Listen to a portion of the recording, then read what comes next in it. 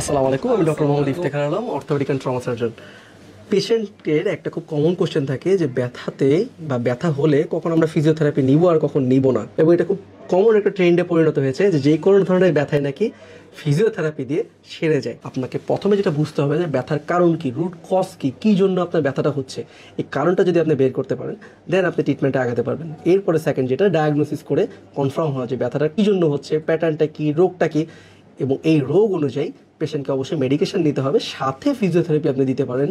আমরা যে ক্ষেত্রে অনেক সময় বলি যে ফিজিওথেরাপির বদলে ঘরোয়া কিছু সাধারণ ব্যায়াম আছে, সেই ব্যায়ামগুলি আপনি করতে পারেন। এটা অবশ্যই হচ্ছে ট্রিটমেন্টের একটা পার্ট, কিন্তু ফিজিওথেরাপি কখনোই ফুললি ট্রিটমেন্ট হতে পারে না। আমাদের কমন প্র্যাকটিসে যেই ব্যথা 7 দিনের কম তীব্র ব্যথা, সেই ব্যথাতে আমরা কখনোই হচ্ছে কি ফিজিওথেরাপি সাজেস্ট করি না।